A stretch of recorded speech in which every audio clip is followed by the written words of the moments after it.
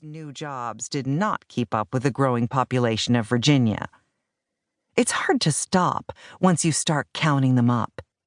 In 2010, billionaire hedge fund manager Leon Cooperman and his investment firm earned nearly $4 million in profits by unlawfully trading on confidential insider information about the promising prospects of a natural gas company.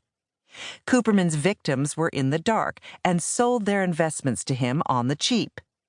When the secret came out, the gas company's stock price jumped up more than 30%.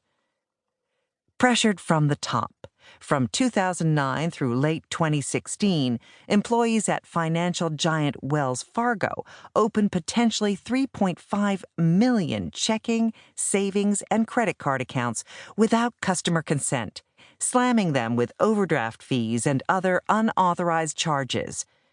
Instead of immediately stopping the ongoing fraud, Wells Fargo retaliated by firing honest employees who tried to blow the whistle, including one manager who told his supervisors and contacted the bank's internal ethics hotline about the suspected fraud. In 2016, after the truth came out, CEO John Stumpf resigned in shame. Yet, the Wells Fargo Board of Directors awarded him a $134 million exit payment. Years later, in 2020, the Office of the Comptroller of the Currency, OCC, the primary regulator of national banks, fined and banned Stumpf from working in the industry ever again. By then, the still quite wealthy 66-year-old had already retired. Elizabeth Holmes, a 2003 Stanford University dropout, built her blood testing firm, Theranos, to a $9 billion market valuation by 2015 on a shaky foundation of lies, fawning funders, falsified patient blood test results, and fraudulent financial reports. Her claims included that the U.S. Department of Defense was using Theranos blood analyzer products on the battlefield in Afghanistan, and that the company would bring in more than $100 million in revenue in 2014. In reality, the Defense Department never deployed the Theranos products, and the corporation generated just around $100,000 in revenue that year. After an intrepid journalist exposed the truth, Theranos crashed and closed down in 2018, causing Holmes's backers to lose their investments and leaving untold numbers of people with a false sense of good health after receiving phony lab results. Holmes is still a free woman living in a luxury apartment in San Francisco, where, as a close associate explains, Elizabeth sees herself as the victim.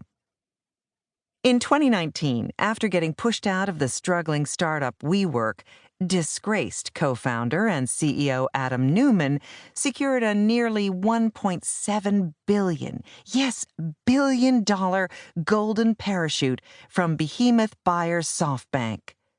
He cleaned up, but thousands of WeWork staff were left with no work and worthless underwater stock options. Some layoffs came with offers of 4 months of severance pay for those who agreed not to sue the company. We the prey. Everywhere you look, prominent predators are profiting off countless targets and then striding away with their catch. They might lie low for a brief period while waiting for the predictable public outcry to fade, and then they go out hunting again. It's how they survive and thrive. The rest of us are victims, directly or indirectly, even if we've never invested in their companies or bought their shoddy products. We associate the word victim with crimes of violence and theft. But corrupt and sometimes criminal acts by trusted business and government leaders can hurt us more frequently and extensively than street crime does. White-collar crime in America, such as fraud and embezzlement, costs victims an estimated $300 billion to $800 billion per year.